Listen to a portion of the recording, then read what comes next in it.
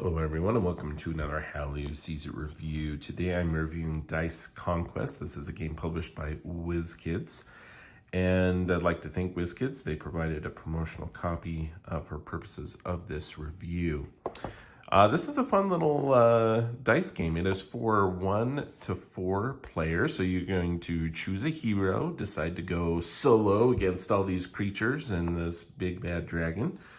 Or you can gather up a party of different heroes and try to do that together. And honestly, you could play solo with different, multiple players if you wanted to test that out as well. So what does the game come with? The game comes with a set of your normal kind of D&D type dice. You have 10-sided dice, you have a percentage die, you have your 6-sided die, all sorts, right? So very nice, cool set of dice in here. You also are going to have your cards. They are your non-traditional sized cards. They're a little bit longer than normal. You're going to have heroes and traps and creatures. We'll show you some of those. There's a little spot in here for the first player token. If you're playing with more players, that will be passed from round to round of who's going to start. There's 1 heart marker per player, as the health will be kept track of on these little cards here. And as it notes here, you may open this up. There's the rule book is originally underneath the plastic insert so that you can see the beautiful dice after that. So I didn't have to pull out the insert each time. I just repackaged it on top. So that's really kind of a preference thing, I think, to you at this point. But that being said, those are the components. Let's talk about the rule book for a quick second. You got some great kind of artwork on the cards. We'll show you that. The rule book does a pretty good job. Overview, setup. It's going to vary. So with 4 heroes, you're going to only have 4 health each.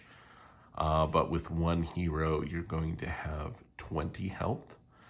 So it scales for the different player counts there.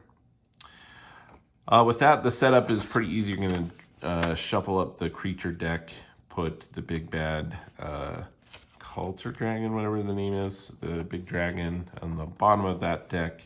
You're going to draw 3 creatures. You're going to start your your health, and then it gets to gameplay, which is pretty simple. We can kind of go through just like a quick round to show you the basic mechanic gameplay of the game and talk a little bit more about that. So you're going to have your dice. You got to figure out who you want. I mean, let's say we're playing solo. We wouldn't need this. We'd keep that in the box. Take one of these.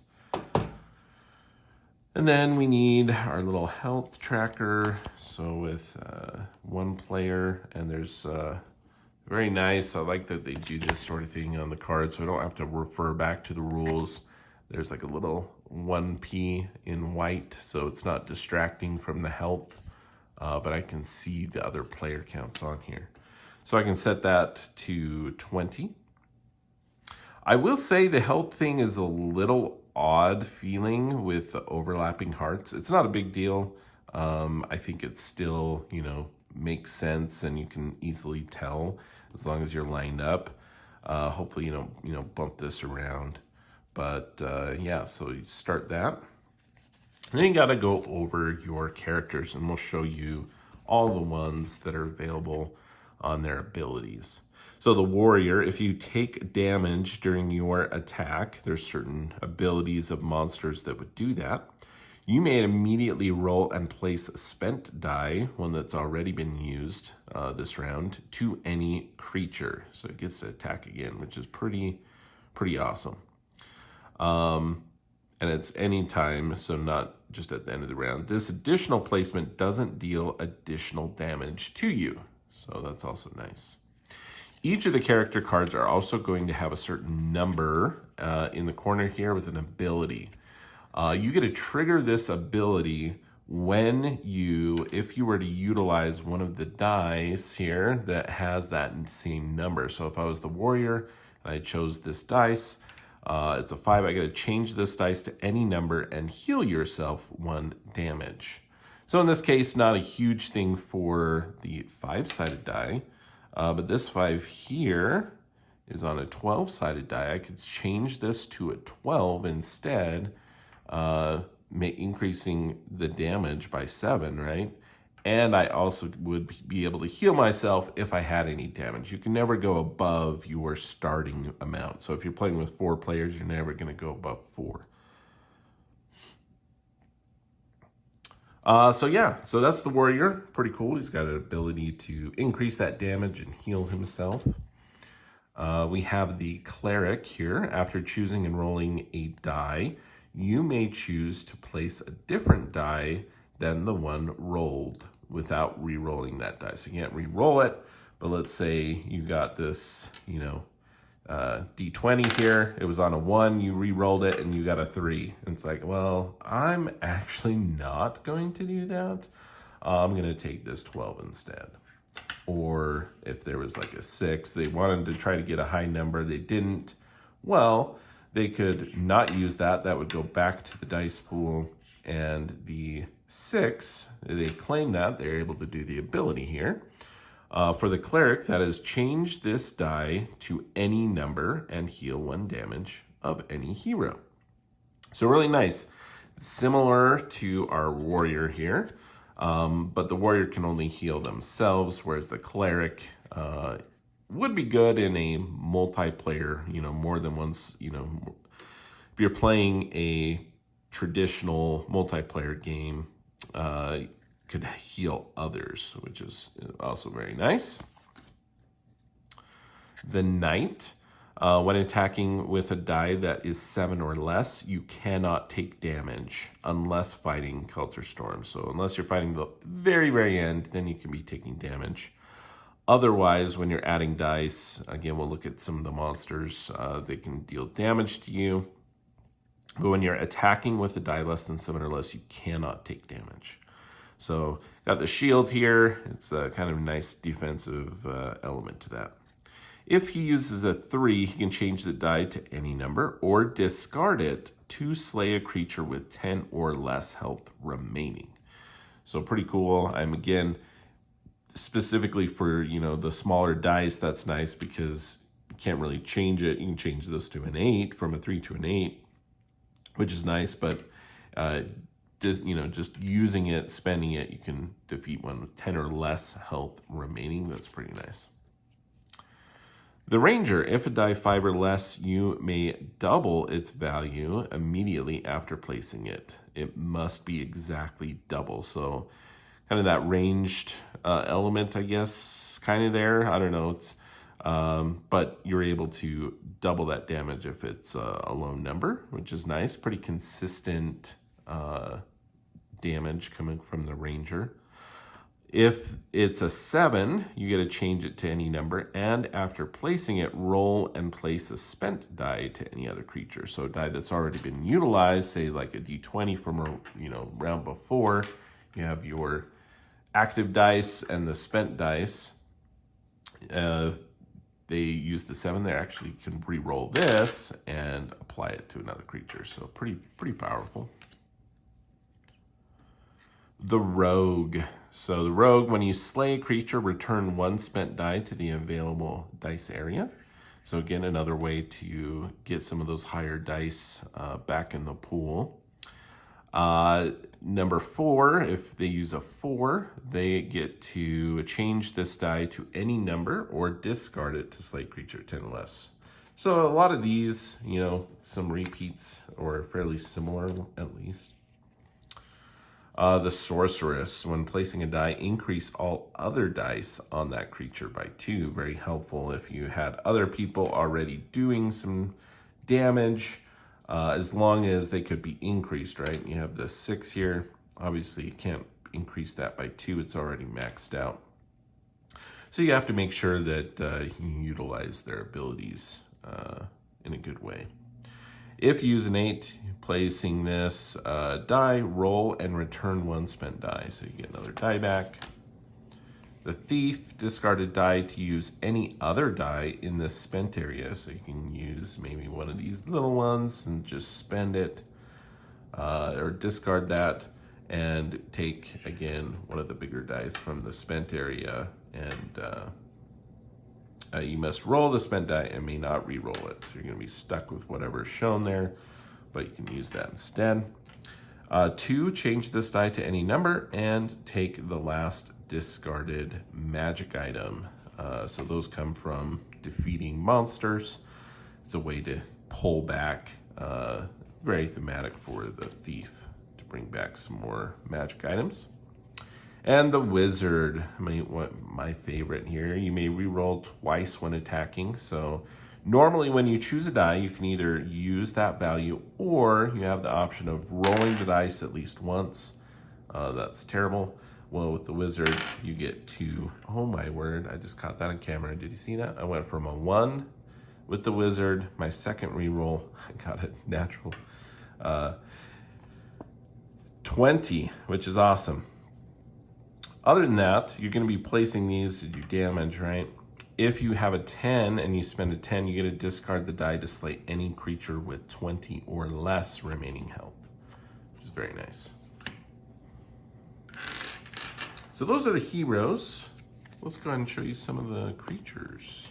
There's some reference cards here that you can hand to each of the players, which is kind of nice. All right. Other than that, there's some pick cards that you can shuffle into the deck to make the game more difficult. You can increase more of them. Basically, they're just going to make your life a little miserable. So like, for example, all dice placed this round are reduced by 3 from this noxious gas. And this does not trigger any critical hits. Discard this card at the end of the round. Basically, things that are just gonna not be great, but increases the difficulty of the game. Again, you'd shuffle up these creatures. The dragon would be put on the bottom of the deck. When you're revealing these creatures, you're gonna reveal 3 cards. Some of them may have certain abilities that trigger on reveal. Let's take a look at these. Nope, none of these do. But yeah, so you have all of the creatures in here. The damage that they do to the players is in the top right of the card. So they're each going to do 2 damage if we're not going to. You go through all the heroes' turns, then the creatures' turns. You're going to add up all the damage.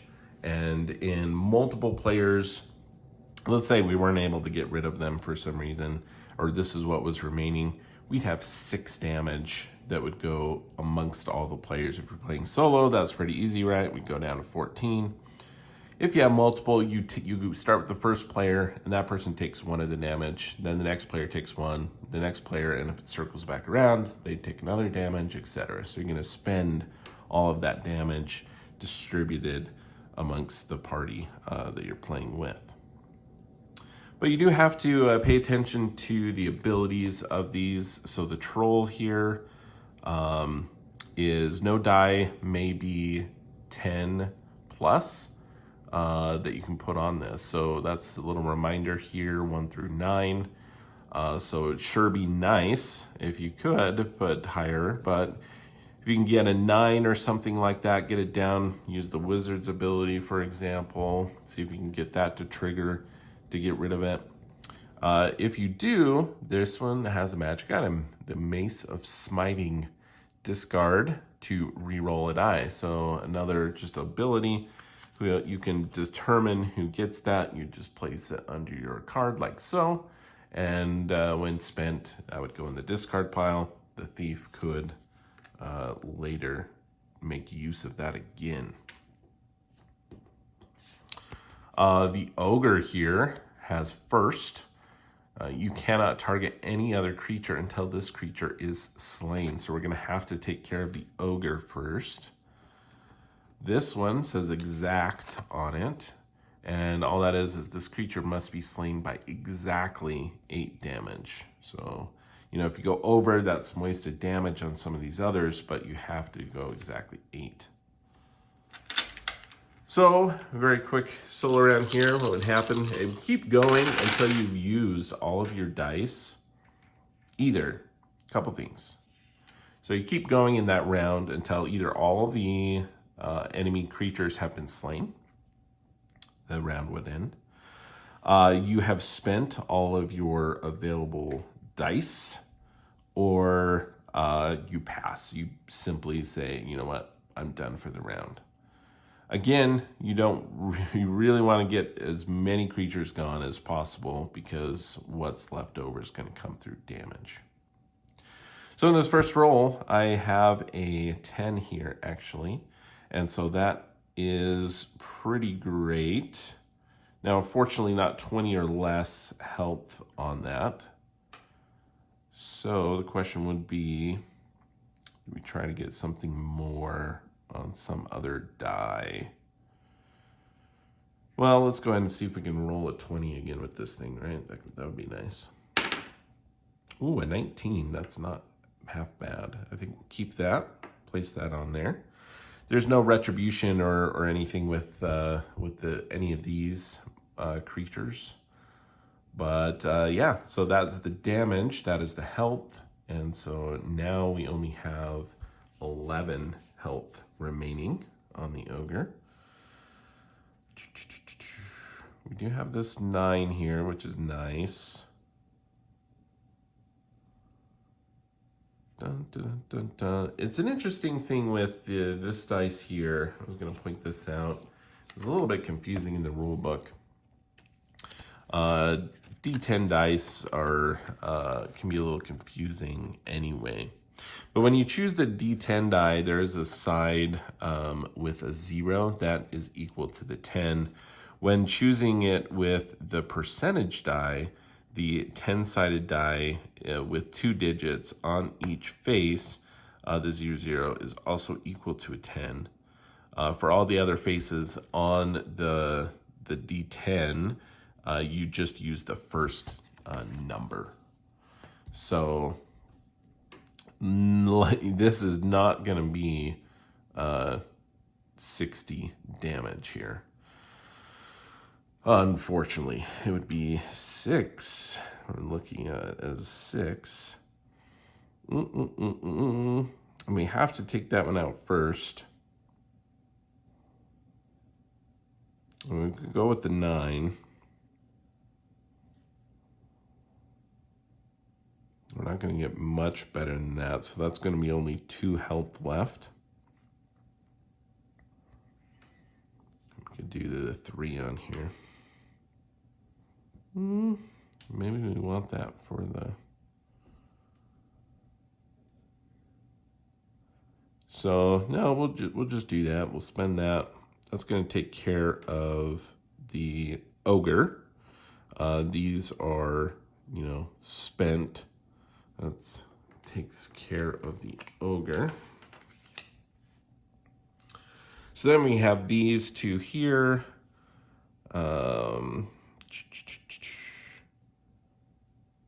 Not a real great spot here, but this is 6.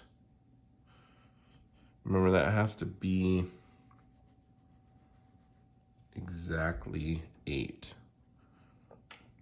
And you could do 6 and 2s.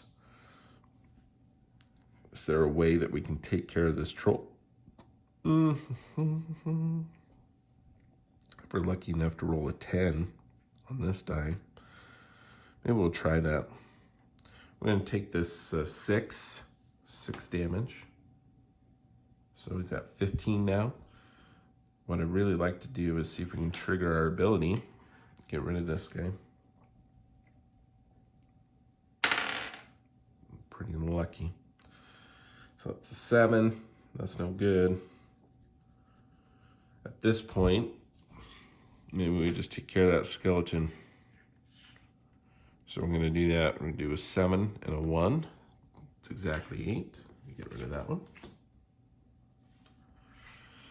So now this is interesting. So I can take this one. I'm going to re-roll it. So 1. With the wizard, special ability, you get to roll it again. And of course, it's just a 1. Place it on there. It's the creature's turn. The only remaining is the troll. He's going to do me 2 damage. At this point, we have a little bit of round cleanup here. As the hero, you can choose to pull back any of these dice off of here if we so think that that would be helpful. For example, this one, not doing us a ton of good. I'm going to pull that back. I may leave the 6 just so that its health is already less than 20, so that we can hopefully take care of it that way. After that, we've done the damage. I've decided that we're going to keep whatever dice. We're going to reveal 3 more creatures.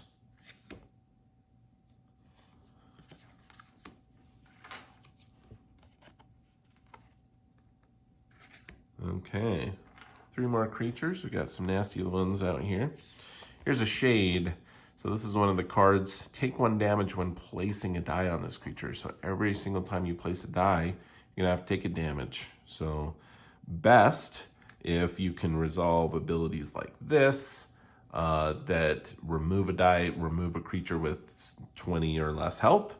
We wouldn't have to place a die, we wouldn't have to take a damage. Or obviously placing a very high, above 11 or more damage in 1 blow instead of multiple damage. This one here, but it's all just 1 damage there. This one here is a 20. This doppelganger is exact as well, similar to the skeleton that we saw. He's going to do 1 damage. And until this creature is slain, discard the highest set of matching numbers rolled at the beginning of each round, which is really annoying. Let's see if that would trigger on this roll. See it? Well, no, the highest set of matching numbers. Yeah, so that stinks, right? So we have these 2 6s. And so because of the doppelganger, these would be discarded and placed out of play. Our D20. Oh, that's annoying, right? And the game goes on and on like this. A lot of difficult decisions of, hey, how are we going to manage this? Hopefully not too many rounds with creatures as they just swarm. They keep coming. Got this big old deck here. Trying to get through, and then at the very end you have this round here. Obviously in the cleanup phase, once the last card is drawn, you're going to skip the bringing out new ones, but this one here, what do you have to look forward to? It's got 50 health. You have to if only attack Hailstorm if it's the last creature remaining, so you have to take care of all the other creatures. It does only have 1 damage each time, but it's going to take you multiple rounds to defeat this guy. Take 1 damage when placing a die on this creature, so you have to deal with that.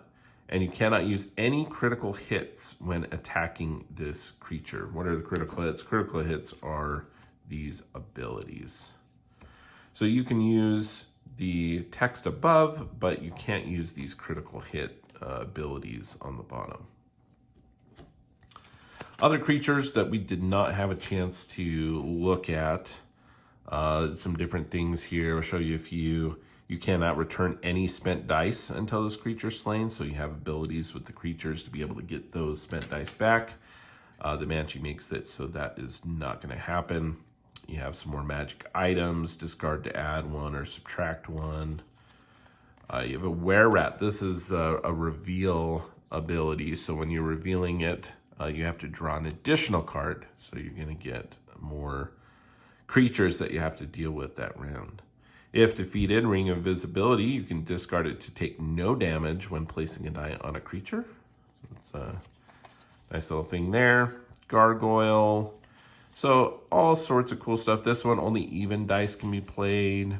The Giant Cobra, you take 1 damage. I have this amulet here, discard to return a spent die.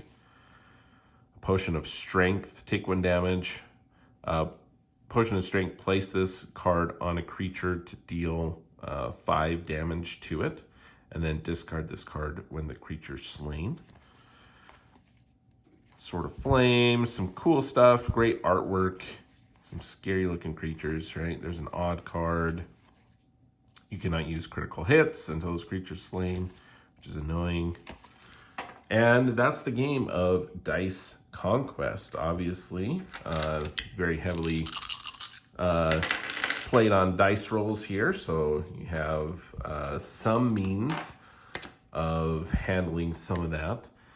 Very difficult solo, as you kind of only have one ability to use. It can be very cool, very powerful ability, but it is nice to kind of have a range. So you could, try this solo with multiple players. So say like a 2-player, each with 10 health. And that gives you a way of, hey, like healing and different things like that. So yeah, very fun. Dice Conquest from WizKids Games. And that is how Lou sees it.